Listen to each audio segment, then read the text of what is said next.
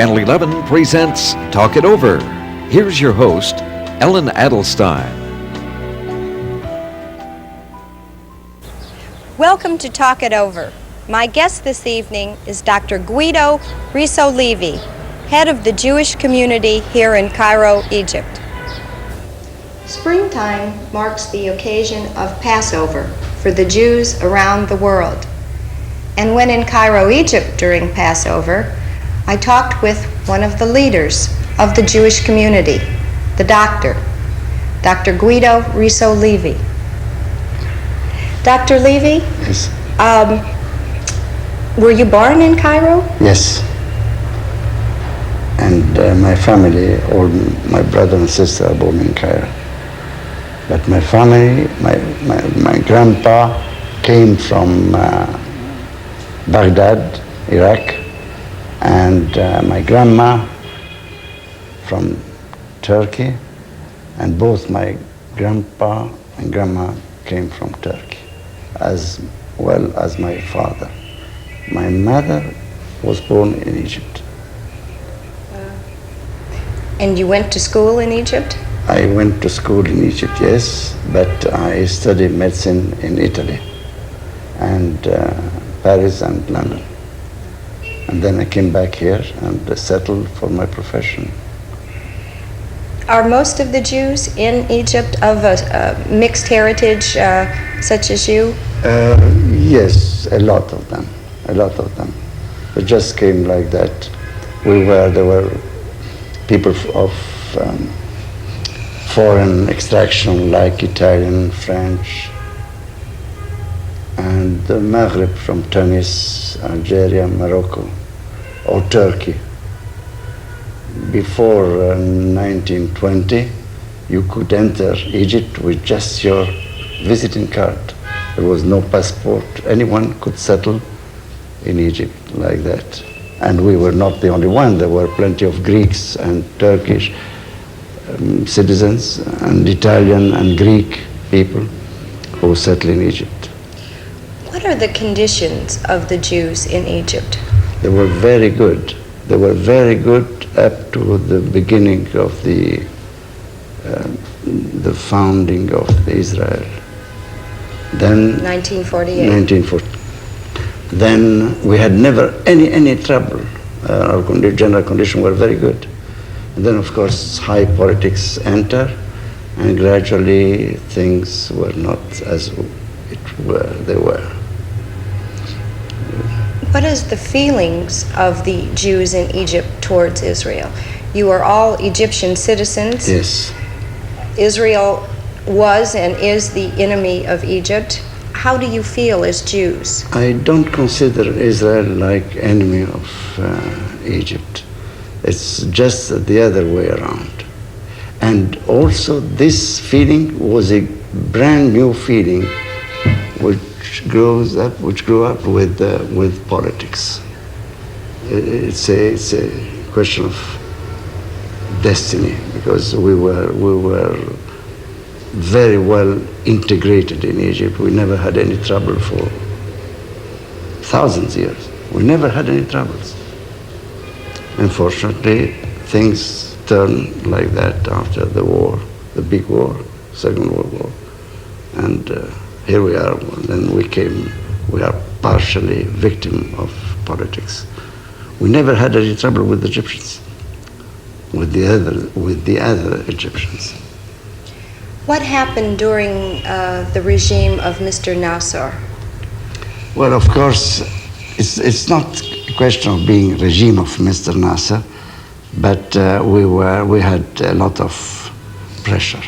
We were submitted to a lot of pressure, and that's why we were 80,000. We were settled in Egypt, and actually we are 170 in Cairo, individuals. There are, in Cairo itself, 170 individual Jews living in Cairo. We are an old community. We were one of the oldest and the most wealthy communities, Jewish community in the Near East. And actually, it's just we are just a dying community. By dying, you mean? They're actually dying because there are no more youth. They are all they left, they emigrate, and we are a bunch of old Jews dying, living and dying. Did the persecution or the troubles that the Jews had in Egypt play a part in this dying, this bad? Not necessarily, but of course we were submitted to pressures, and which, generally speaking, of course, influenced the bodily reaction. After the 67 war, in which Egypt suffered a big defeat at the hands of Israel, was there persecution against the Jews? It's a booby trap question, and consequences of the war are well known all over the world. We had troubles, of course. We had bad times, and the one who that's why a lot of Jews left Egypt, were compelled and left Egypt. Were they able to take their belongings or money with them, or did they have to leave it behind? No, in principle they had to leave them behind, and they were sequestrated. There was a kind of sequestration, nationalization, and their belongings were looked after the way you think they were looking after. You could imagine. The Jews that remained, Yes. were they subject to any kind of economic reprisals, such as a boycott? Well, practically there was a kind of boycott, but now no more. No more because of lack of Jews. We represent just nothing. We are just, not a small minority. We are no more a minority itself. We're just nothing. We're 170.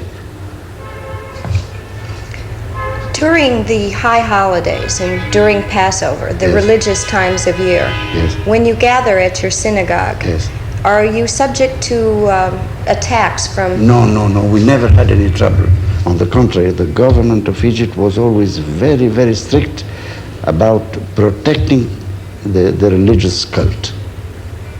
We used to go to have a service on Saturday, and always there was somebody to look after us. To look after us for two main reasons. First of all, to protect us, and secondly, to report on us. But reporting in a very pleasant way. We are very friendly with the chap in charge of the reporting.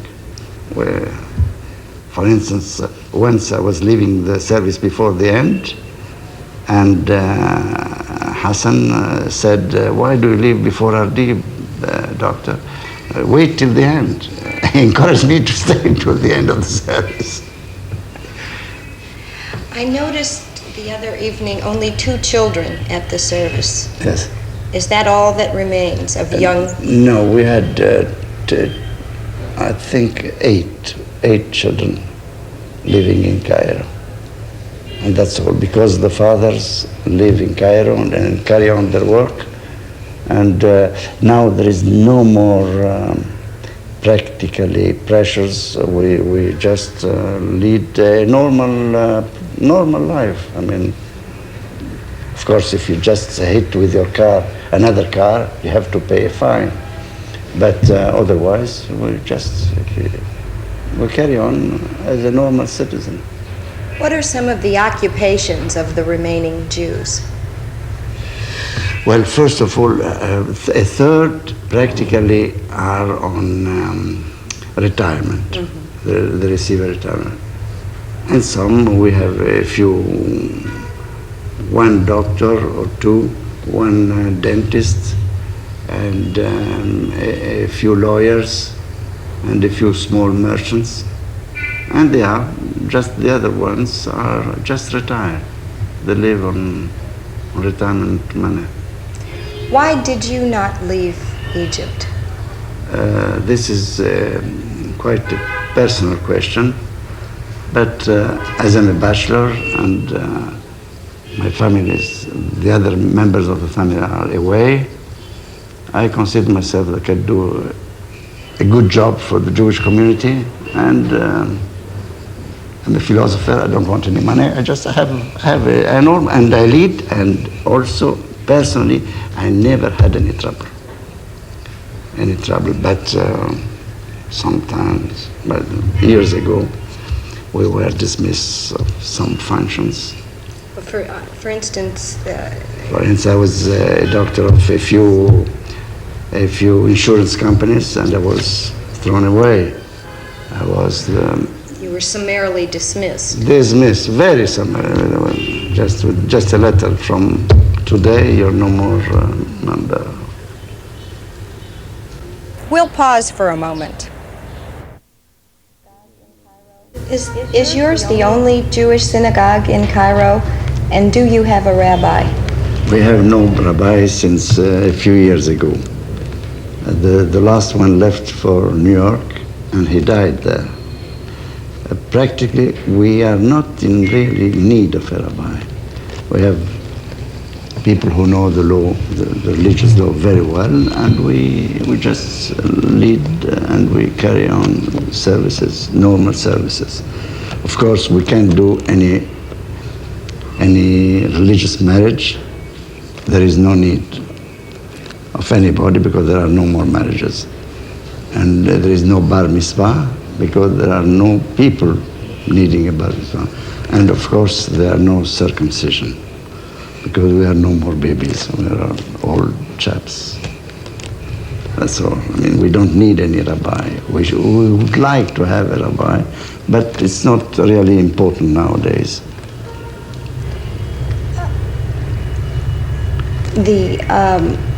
Any of the Egyptian Jews that left the country, have any of them returned? Well, now they are allowed to return and resettle, but some of them already are dead, and the new generation settle where they are. Some of them who have a lot of goods left in Egypt come as a tourist, try to recover partially their money or their belongings. But up to now, nobody really resettled. Well, there was one gentleman who ran a bakery. Yes, not remember. He's a manufacturer of automatic bakery. Automatic bakery. Yes, in the States, who was sent away from Egypt, and now he has been called again to produce 5 bakers in Egypt. Automatic one, who will be able to produce 500,000 loaves a day of Egyptian bread. And he was called by the Egyptian government. By the Egyptian government, yes. And he commutes between the United States and he was even an internee in a camp. So no hard feelings, you see. An internee in Egypt. In Egypt, in yes. the camp. In the camp, yes. As I've been talking to you, great sadness comes over me. The sadness of a Jewish community of 80,000. Yes. Well, you see, we are without any guilt. We consider ourselves as Egyptian citizens, but through a sequel of high politics, these 30 years, we were victims of high politics. And we didn't do nothing at all. At all. All the people who were here, especially after 60, 62, 63, were people, Jewish people who were going to live in Egypt as other citizens. They were just living. It was their country, or they consider it their country. And all of a sudden, after the '67 war, they were compelled to leave. Did they serve in the armed forces? No, never. Never? No. Even before the State of Israel? Even before the State of Israel. Well, no, you can, this time you could buy your military service. You pay, and you weren't During obliged. the days of King Farouk? Yes. We'll be right back. Jews the world over gather to celebrate the traditional festival of Passover. It is a ceremony to remember and thank God for the deliverance of the Jewish people by the pharaohs many thousands of years ago, by Moses. In Cairo, Egypt, the 170 remaining Jews gathered at this synagogue to remember this festival. Part of the traditional service of the Haggadah at Passover proclaims, "Next year in Jerusalem." Perhaps not this year, but next year in Jerusalem, there will be peace. Jews must have matzahs to celebrate the festival of Passover. Where did you get your matzahs this year? Thanks to President Saad's visit to Jerusalem, we had special matzah sent by Jerusalem itself. And here we have the matzah. A gift from the people of Israel. A gift from the people of Israel. Besides the one we used to come from the States or Europe as usual. We never had any trouble for the matzah. Stay with us. Minister of State for Foreign Affairs, Dr. Boutros Ghali, discussed a new alliance of all the Middle Eastern countries. He spoke not only in terms of peace, but of the great economic benefits that would accrue to the region. He used the analogy of America and its separate states before it formed into the United States, thus enabling it to become an economic giant. There have been two big losers every time Israel and Egypt have gone to war, in terms of men, money, and the internal chaos that resulted from the war. Why not, therefore, a bilateral peace between the two countries? The purpose of our diplomacy and our foreign policy is a comprehensive peace for all the Middle East. Because we belong to one entity, there is implication of interest between the different Arab countries, and we cannot afford to have neither a fragmentary peace nor a partial peace. The purpose is a comprehensive and lasting peace. If we want a lasting peace must be only a comprehensive peace with all the Arab countries in the region. Would this peace take into consideration economic factors for the Middle East? Certainly it will take in consideration all the factors, the economic one, the cultural one, all the different aspects of normalization of relations between the Arab countries and Israel. And would you include Israel in this economic confederation of states? Certainly, yes. Did you speak of this previous to the peace effort? 3 years ago or so? We have different meetings with Jewish leaders here in Cairo during the last 2 years in Cairo University, in the Center of Research in Al Ahram, and we have very open discussion about this long-term project of implementing peace in this region. What is happening with the peace initiative? It needs more negotiation. Are you satisfied with the American efforts? We are hoping a better participation of the American in the process of peace. What is your definition of peace? To sit like we are sitting together and to talk in the same way we are talking together now. Thank you for watching Talk It Over.